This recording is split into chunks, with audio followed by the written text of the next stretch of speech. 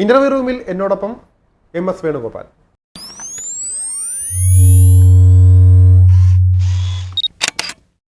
Sir, നമ്മുടെ ഇന്ത്യയുടെ defence സിസ്റ്റത്തിനെ കുറിച്ച് നമ്മൾ ഇപ്പോൾ കൂടുതലായി ചർച്ച ചെയ്യുന്ന സമയമാണ്. അതിനിടയിലാണ് ചൈന അടക്കമുള്ളവർ വീണ്ടും ആ ഒരു രംഗത്തേക്ക് തങ്ങളുടെ ആധിപത്യം ഉറപ്പിക്കാൻ വേണ്ടി പുതിയ ആയുധങ്ങൾ കൊണ്ടുവരുന്നുണ്ടെന്ന് പറയുന്നുണ്ട്. ഇന്ത്യയും ഒട്ടും പിന്നില്ല. ഇന്ത്യ ബ്രഹ്മോസിന്റെ വിൽപ്പനയും അതുപോലെ തന്നെ ഉൽപ്പാദനവും എല്ലാം ശക്തിപ്പെടുത്തിയിട്ടുണ്ട്. മാത്രമല്ല അതിന്റെ അഡ്വാൻസ്ഡ് പതിപ്പുകൾ കൊണ്ടുവരുന്നുണ്ട്. ഇപ്പോൾ ബ്രഹ്മോസ് 2 അണിയറയിൽ ഉണ്ട് എന്ന് പറയുന്നുണ്ട്. അങ്ങനെ മൊത്തത്തിൽ ഇന്ത്യ ഒരു ഡിഫൻസ് സിസ്റ്റം കരുത്തു കൂട്ടുമ്പോൾ അതോടൊപ്പം തന്നെ ലോകരാജ്യങ്ങളും അതോടൊപ്പം തന്നെ കിടപിടിച്ച് നിൽക്കുകയാണ്. ഒരു യുദ്ധസമാനമായ സാഹചര്യം കഴിഞ്ഞതേ ഉള്ളൂ. ഇനി അത് നമുക്ക് അകലെയല്ല എന്ന് വേണമെങ്കിൽ പറയാം. നമ്മുടെ ചുറ്റും ശത്രുക്കളാണുള്ളത്. അതുകൊണ്ട് തന്നെ ഇന്ത്യയുടെ ഈ ഒരു ഡിഫൻസ് സിസ്റ്റം ലോകരാജ്യങ്ങൾക്കിടയിൽ എത്രത്തോളം കുറച്ചുകൂടെ മൂർച്ച കൂട്ടേണ്ടതുണ്ടോ, അതോ നമ്മളിതിപ്പോൾ പക്കയായിട്ടാണ് പോകുന്നത്? താങ്കൾക്ക് എന്താണ് തോന്നുന്നത്? നമ്മൾ ഈ ചില നല്ല ഹൈ ബഡ്ജറ്റ് സിനിമ ഇറങ്ങുന്നതിന് മുമ്പ് ഒരു ട്രെയിലർ അടിക്കൂലേ, അതെ, അതുപോലത്തെ ഒരു ട്രെയിലറായിരുന്നു നമ്മുടെ ഓപ്പറേഷൻ സിന്ദൂർ. 3 ദിവസം കൊണ്ട് ലോകത്തിൻ്റെ മുഴുവൻ ശ്രദ്ധ നമ്മുടെ ആയുധ ശേഖരങ്ങളിലേക്ക് കൊണ്ടുവരാൻ ഇന്ത്യക്ക് കഴിഞ്ഞു എന്നുള്ളതാണ് ഓപ്പറേഷൻ സിന്ദൂറിന് ഒരു ഗുണം. അതിന് നമ്മൾ നമ്മുടെ ജനറൽ മുനീറിനെ സമ്മതിച്ചേ പറ്റുള്ളൂ. ആ ഒരു യുദ്ധമല്ല, 3 ദിവസത്തെ നമ്മുടെ ഒരു സ്ട്രൈക്ക് വഴി നമ്മുടെ ഒന്നാം തരം വെപ്പണുകൾ നമ്മൾ പുറത്തെടുത്തു എന്ന് മാത്രമല്ല, ഇക്കരെ നിന്ന് അക്കരെ അടിക്കുന്ന രീതി, അതായത് ഒരു രാജ്യത്ത് കടക്കാതെ ആ രാജ്യത്തിൻ്റെ തലസ്ഥാനത്ത് ഇസ്ലാമാബാദിൽ, അതുപോലെ തന്നെ അവരുടെ ആർമിയുടെ സെൻട്രൽ റാവൽപിണ്ടിയിൽ, അതുപോലെ തന്നെ നമ്മൾ അവരുടെ ധനശേഖരത്തിൻ്റെ അല്ലെങ്കിൽ ധനസ്ഥിതിയുള്ള ആൾക്കാരുടെ ഒരു സ്ഥലമായ പഞ്ചാബിൽ ഒക്കെ നമ്മൾ നിസ്സാരമായിട്ട് 11 കേന്ദ്രങ്ങളെ അടിച്ചു കളഞ്ഞു. അതുപോലെ തന്നെ നമ്മൾ പറഞ്ഞുകൊണ്ട് നിങ്ങളുടെ ഭീകര കേന്ദ്രങ്ങൾ ആക്രമിക്കാൻ പോവുകയാണെന്ന് പറഞ്ഞ് 9 കേന്ദ്രങ്ങൾ ആക്രമിച്ചു.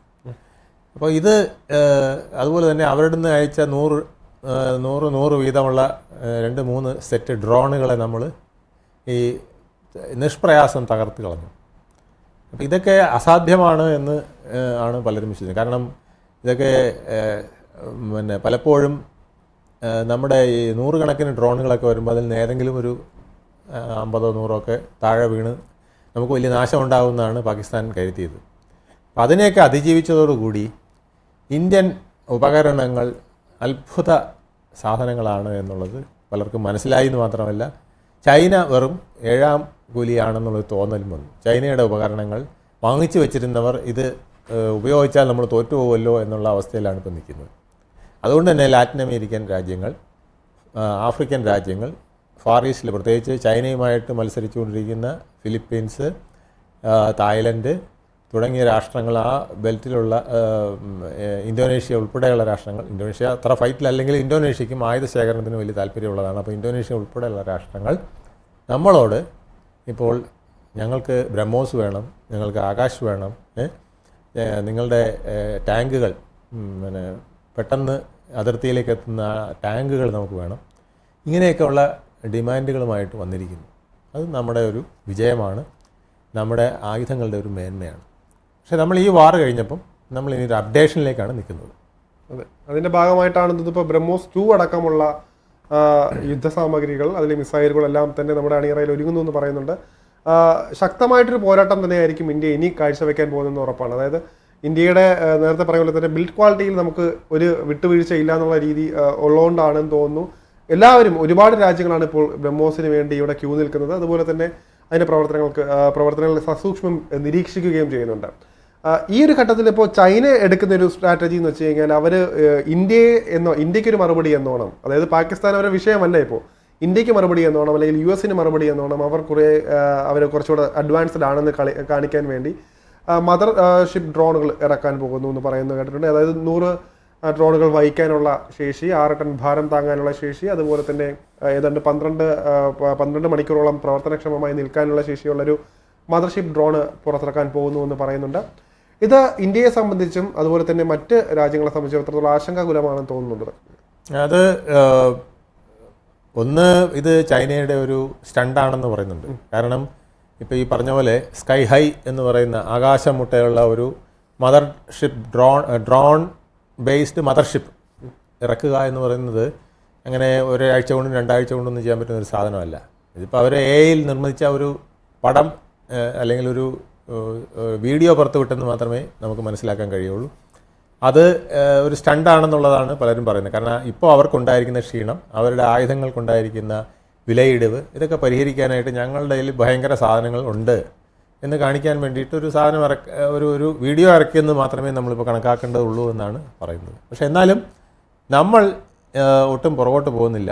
നമ്മൾ ബ്രഹ്മോസ് എന്ന് പറയുന്ന നിലവിലെ സാധനം വെച്ച് തന്നെ ഇത്തരം ഷിപ്പുകളെ തകർക്കാൻ കഴിയുമെന്നാണ് ഇന്ത്യൻ ആർമിയിലെ പിന്നെ എയർഫോഴ്സിലേക്കുള്ള ഉദ്യോഗസ്ഥർ നമ്മളോട് വ്യക്തമാക്കുന്നത്.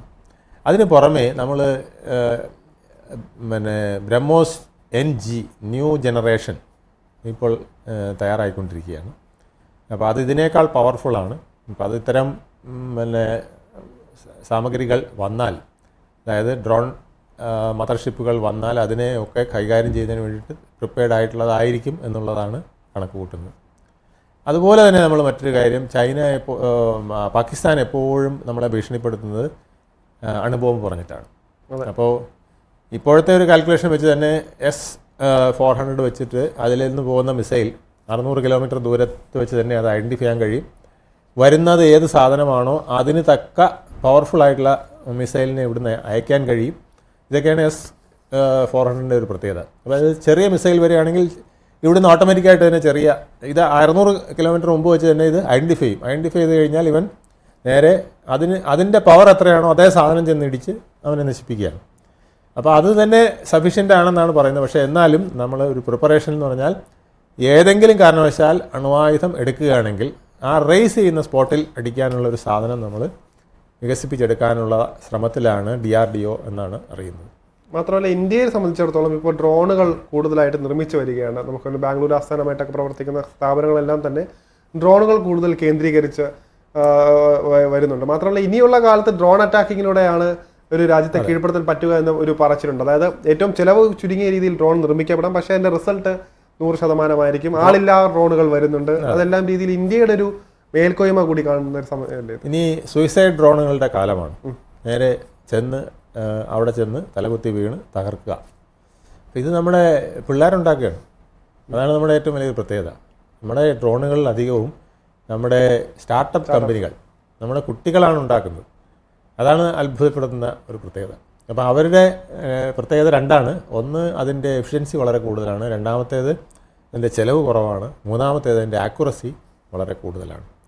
അതോടൊപ്പം എതിർ കക്ഷികൾ ഉണ്ടാക്കുന്ന ഡ്രോണിനെ സാറ്റലൈറ്റ് ലേസർ വെച്ച് തകർക്കുന്ന ഒരു സംവിധാനവും ഇവർ കണ്ടുപിടിച്ചിട്ടുണ്ട്. അതിൻ്റെ ലേറ്റസ്റ്റ് വേർഷനിലേക്ക് അവർ പോയിക്കൊണ്ടിരിക്കുന്നു. നമ്മളെ പിന്നെ 100 കണക്കിന് ഡ്രോണുകൾ വന്നതിനെ എല്ലാം തകർത്തത് നമ്മുടെ ആകാശമൊന്നുമല്ല. കാരണം അതിനൊക്കെ ഒരുപാട് ചിലവ് വരുന്നുണ്ട്. അപ്പോൾ അതിന് ലേസർ സംവിധാനം ഉപയോഗിച്ചാണ് നമ്മൾ തകർത്തത്.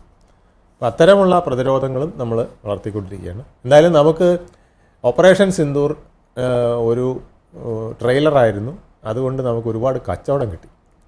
ലോകരാഷ്ട്രങ്ങൾ, പ്രത്യേകിച്ച് ലാറ്റിൻ അമേരിക്കൻ, ആഫ്രിക്കൻ, പിന്നെ ഫാർ ഈസ്റ്റിലെ രാഷ്ട്രങ്ങൾ നമ്മളോട് ആയുധങ്ങൾ ചോദിക്കുകയാണ്. ചൈനയെ വെല്ലുവിളിക്കാൻ നിൽക്കുന്ന തായ്വാനും ഫിലിപ്പൈൻസും ഒക്കെ ഓൾറെഡി പറഞ്ഞു കഴിഞ്ഞു, ബ്രഹ്മോസ് അടക്കമുള്ളത് ഞങ്ങൾക്ക് കിട്ടിയേ പറ്റുള്ളൂ എന്ന് പറഞ്ഞു കഴിഞ്ഞു എന്നല്ല, ഡീലിലേക്ക് വന്നു കഴിഞ്ഞു. അപ്പോൾ അതുകൊണ്ട് ഇന്ത്യയുടെ ആ ഒരു മാർക്കറ്റ് നമ്മൾ പ്രതീക്ഷിക്കാത്തൊരു മാർക്കറ്റ് നമുക്ക് തുറന്നു തന്നിരിക്കുകയാണ്. നമ്മൾ ട്രേഡിൽ നമ്മൾ ഇതുവരെ ചെയ്യാത്ത ഒരു വലിയ ട്രേഡിലേക്ക് നമ്മളിപ്പോൾ പോവുകയാണ്. ആയുധ കച്ചവടത്തിൻ്റെ ഒന്നാമൻ ചിലപ്പോൾ നമ്മളായിക്കൂടായികയില്ല. കാരണം അമേരിക്കയുടെ അവരുടെ GDPയുടെ 40% ഈ യുദ്ധ സാമഗ്രികൾ വിറ്റാണ് ഉണ്ടാക്കുന്നത്. ആ ഒരു വലിയ മാർക്കറ്റിൽ ഇന്ത്യ കടന്നു കയറുന്നു എന്നുള്ളതാണ്. അതൊരു പക്ഷേ അമേരിക്കയ്ക്കും ചിലപ്പം ചെറിയ കൊതിക്കറിവ് ഉണ്ടാക്കുമായിരിക്കും. പക്ഷെ നമ്മളതൊന്നും മൈൻഡ് ചെയ്യുന്നില്ല. നമ്മൾ ആ രംഗത്തേക്ക് ശക്തമായി നീങ്ങുകയാണ്. പക്ഷേ ആ സമയത്ത് ചൈനയ്ക്ക് വലിയ ഇടിവുമായിരുന്നു. ചൈന അതേസമയം തന്നെ മറ്റൊരു കാര്യം ചെയ്യുന്നത് വെച്ച് കഴിഞ്ഞാൽ അവർ ഏതായാലും ടോട്ടൽ ബജറ്റിൻ്റെ 7% പ്രതിരോധ മേഖലയ്ക്ക് മാറ്റിവെക്കുന്നു. അതുപോലെ തന്നെ പുത്തൻ ആയുധങ്ങൾ കളത്തിലിറക്കുന്നു. ഇന്ത്യയോട് നേരിട്ട് മുട്ടുക, അല്ലെങ്കിൽ US-ന് നല്ലൊരു വെല്ലുവിളി ആയിട്ട് നിൽക്കുക എന്നുള്ള രീതിയിൽ അവരൊരു പ്രചാരണം വലിയ തോതിൽ ഇറക്കുന്നുണ്ട്. അപ്പോൾ ഇതൊക്കെ യാഥാർത്ഥ്യമാവുകയാണെങ്കിൽ, ഒരു പക്ഷേ ഈ പണമൊക്കെ ഇതിനുവേണ്ടി വകമാറ്റുന്നത് വെറുതെ ആകില്ലല്ലോ. അപ്പോൾ ആ തരത്തിൽ വരികയാണെങ്കിൽ ഇന്ത്യ അതിനെ നേരിടാൻ പോകുന്നത് എങ്ങനെയായിരിക്കും? ഇന്ത്യയുടെ നമ്മളിപ്പോൾ ഇപ്പോൾ തന്നെ നമ്മളൊരു സാറ്റലൈറ്റ് നമ്മൾ വിക്ഷേപിച്ചു. പക്ഷേ അതിൻ്റെ 3ാം ഘട്ടത്തിലൊരു ഫെയിലിയർ വന്നു. നമ്മൾ വളരെ ധൃതി പിടിച്ചാണ് വിട്ടത്. അതായത് പാകിസ്ഥാൻ്റെയും ചൈനയുടെയും ബംഗ്ലാദേശിൻ്റെയൊക്കെ അതായത് ഇന്ത്യൻ ബോർഡറിൽ നമുക്കൊരു കണ്ണ് എന്നുള്ളതാണ്. ഇന്ത്യയുടെ കണ്ണ് ഇന്ത്യൻ ബോർഡറിൽ, അതിനാണ് ആ സാറ്റലൈറ്റ് നമ്മൾ ഉദ്ദേശിച്ചത്. പക്ഷേ അത് അധികം താമസിയാതെ നമ്മൾ വീണ്ടും പുറത്തിറക്കും. ASRO ചെയർമാൻ പറഞ്ഞത് അത് വളരെ ധൃതി പിടിച്ചായിപ്പോയതുകൊണ്ടാണ് അത് ഇനി ഉടൻ തന്നെ നമ്മളത് അപ്ഡേറ്റ് ചെയ്ത് അത് നമ്മൾ ആ 3ാം ഘട്ടത്തിൽ വന്ന ഫെയിലിയർ പരിഹരിച്ച് ഉടനെ പുറത്തിറക്കുമെന്ന് പറഞ്ഞിരിക്കുകയാണ്. കാരണം അത്തരം ഒരു സാറ്റലൈറ്റ് നമുക്ക് ആവശ്യമാണ്. ആ സാറ്റലൈറ്റ് വഴി നമുക്ക് നമ്മുടെ എതിർകക്ഷികൾ ചെയ്യുന്ന എല്ലാ മിലിറ്ററി പ്രിപ്പറേഷൻസും ഗ്രൗണ്ട് ലെവൽ അറേഞ്ച്മെൻറ്റ്സും നമുക്ക് പൂർണ്ണമായും വീക്ഷിക്കാൻ കഴിയുമെന്നുള്ളതാണ് പ്രത്യേകത. അതോടൊപ്പം നമ്മുടെ ന്യൂ ജനറേഷൻ ബ്രഹ്മോസും ആകാശുമൊക്കെ തന്നെ, ആകാശിൻ്റെയൊക്കെ പല വെർഷനുകൾ ഇപ്പോൾ വരികയാണ്. അതായത് നമുക്ക് ഏത് ടെറൈനിലും കൊണ്ടുവന്ന് വെച്ച് അറ്റാക്ക് ചെയ്യാൻ പറ്റുന്ന വെർഷനുകൾ വരികയാണ്. വളരെ ഹാൻഡി ആയിട്ടുള്ള വെർഷനുകൾ വരികയാണ്. അതൊക്കെ തന്നെ അത്ഭുതങ്ങൾ സൃഷ്ടിക്കും എന്നാണ് പറയുന്നത്. നമ്മൾ ഇതിനകത്ത് സാറ് പറഞ്ഞപ്പോഴാണ് അതിനെക്കുറിച്ച് എടുത്ത് പറയണമെന്ന് തോന്നില്ല. പണ്ടൊക്കെ ആയിരുന്നു ഈ വിക്ഷേപണങ്ങൾ, ISROയുടെ വിക്ഷേപണങ്ങൾ എന്തിനാണെന്നൊക്കെ ചോദിച്ച് ഇടയ്ക്ക് പരിഹാസ ട്രോളുകളൊക്കെ ഉണ്ടായിട്ടുണ്ടായിരുന്നു. പക്ഷേ അതിൻ്റെയൊക്കെ റിസൾട്ട് കിട്ടിയത് ഒരുപക്ഷെ സിന്ദൂറിലൂടെയാണെന്ന് തോന്നുന്നു. അതായത് പലപ്പോഴും നമ്മൾ മറ്റു രാജ്യങ്ങൾ, റഷ്യ അല്ലെങ്കിൽ ചൈന അല്ലെങ്കിൽ അമേരിക്ക ആശ്രയിക്കാറാണ് പതിവ്. സാങ്കേതികവിദ്യ അല്ലെങ്കിൽ സാറ്റലൈറ്റ് രംഗം, അതായത് GPS വേണമെങ്കിൽ എല്ലാം അങ്ങനെയാണ്. പക്ഷേ ഇന്ത്യ തന്നെ തദ്ദേശീയമായി ഓരോ കാര്യങ്ങൾ ഇങ്ങനെ ചെയ്യുക, സ്വയം പര്യാപ്തത നേടുന്നു. ഇപ്പോൾ ഇനി ഈ ഒരുക്കങ്ങളെല്ലാം തന്നെ, ഈ അയക്കുന്നതെല്ലാം പിന്നെ നാളെ ഒരു കാലത്ത് നമ്മുടെ അതിർത്തികളെ കാവൽ പോലെ അവർ നിൽക്കുകയാണ്, 3ാം കണ്ട് പോലെ നിൽക്കുകയാണ്. അപ്പോൾ ആ തരത്തിൽ ഇപ്പോൾ അത് കുറേ പേർക്ക് അത് മനസ്സിലായി വരുന്നു. ഒരു ദീർഘവീക്ഷണത്തിന്റെ ഒരു കാര്യം കൂടി അതിനകത്ത് പറയാനില്ലേ? തീർച്ചയായിട്ടും ദീർഘവീക്ഷണമാണ്. കാരണം പണ്ട് ഈ കമ്മ്യൂണിസ്റ്റുകാരുടെ ഒരു സ്ഥിരം പരാതിയായിരുന്നു, കഞ്ഞി കുടിക്കാൻ വകയില്ലാത്തവൻ റോക്കറ്റ് വിക്ഷേപിക്കുന്നു പറഞ്ഞിട്ടുണ്ട്. അതായത് കോണം കൊടുത്തോണ്ട് ഒരുത്തൻ ഇങ്ങനെ നിൽക്കുന്നു, അവനിങ്ങനെ മുകളിലോട്ട് നോക്കുമ്പോൾ റോക്കറ്റ് പൊങ്ങിപ്പോകുന്നു, എന്നിട്ട് വല്ലതും ഭക്ഷിക്കാൻ തരണേ എന്ന് യാചിക്കുന്ന ഒരു പിക്ചറാണത് കാണിക്കുന്നത്. അപ്പോൾ അത് ആ കാലഘട്ടമെല്ലാം നമ്മുടേത്, നമ്മൾ ഒരുപാട് അഡ്വാൻസ്ഡ് ആയിപ്പോയി. അന്നങ്ങനെ വിക്ഷേപിച്ചത് കൊണ്ടാണ് നമ്മളിന്ന് നട്ടലോടുകൂടി നിൽക്കുന്നത് എന്നുള്ളത് ഇന്ത്യ തെളിയിച്ചിരിക്കുന്നു. ഇന്ത്യക്ക് ഒരു പുതിയ വഴി, പുതിയ ഭാവി തുറന്നിരിക്കുന്നു. ശത്രുക്കൾ ചുറ്റുമുണ്ടെങ്കിലും നമ്മൾ സധൈര്യം മുന്നോട്ട് പോകുന്നത് നമ്മുടെ ISROയുടെയും DRDOയുടെയും ഒക്കെ ഇത്തരം പരീക്ഷണങ്ങളാണ്. ഒരു യൂണിറ്റി അതിനകത്ത് വരുന്നുണ്ട്, എല്ലാം കൂടെ. അതുപോലെ തന്നെ നമ്മളിപ്പോൾ ഇതുവരെ ചെയ്യാത്തതാണ് നമ്മൾ കമ്പൈൻഡ് നമ്മുടെ ഫോഴ്സ്.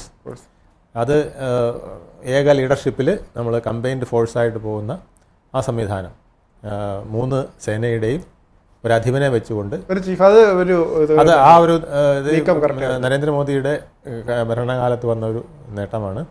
ശ്രീ ചൗഹാനെ പോലുള്ള ഒരാളിനെ കൊണ്ടുവന്നതിൻ്റെ ടോപ്പിൽ വെച്ചിട്ട് നമ്മൾ ഇത്തവണത്തെ വാർ എക്സ്പീരിയൻസ് വളരെ ബെറ്റർ ആയിരുന്നു എന്നാണ് പറയുന്നത്. അതുകൊണ്ടാണ് നമുക്ക് ക്വിക്കായിട്ട് ഇങ്ങനെ അറ്റാക്ക് ചെയ്യാം. 3 സേനയും ഒന്നിച്ച് നിന്നുകൊണ്ട് പരസ്പരം കമ്മ്യൂണിക്കേറ്റ് ചെയ്തുകൊണ്ട് ചെയ്യുന്ന ആ ഒരു സെൻട്രൽ ലീഡർഷിപ്പിൽ നിന്ന് ചെയ്യുന്ന സംവിധാനം വളരെ എഫക്റ്റീവാണ്. ഇത് അമേരിക്ക അങ്ങനെയാണ് ചെയ്യുന്നത്. ആ മെത്തേഡ് നമ്മൾ കൊണ്ടുവന്ന് നമ്മൾ ചെയ്തു, അത് വലിയ സക്സസ്ഫുള്ളായി. ഇത് കുറേ നാൾ കൊണ്ട് നമ്മുടെ ആർമിയുടെയും നേവിയുടെയും എയർഫോഴ്സിൻ്റെയൊക്കെ ആവശ്യമായിരുന്നു. പക്ഷേ ഇപ്പോൾ അത് സ്ഥാപിച്ചതോടുകൂടി നമ്മൾ കുറേ കൂടെ ശക്തമായ രാജ്യം എന്ന് പറയുന്നത് ശക്തമായ ആർമി കൂടെയാണ്, അല്ലാതെ ശക്തമായ സാമ്പത്തിക ഭദ്രത മാത്രമല്ല എന്നുള്ളത് ലോകത്തെല്ലായിടത്തും കണ്ടിട്ടുള്ളതാണ്. ലോകത്തെ വൻശക്തികളായ അമേരിക്ക, ചൈന, ഫ്രാൻസ്, അതുപോലെ തന്നെ ജർമ്മനി, അതുപോലെ തന്നെ റഷ്യ, ഇതേത് നോക്കിയാലും അവർക്ക് ആർമിയും വലിയ ശക്തമാണ്.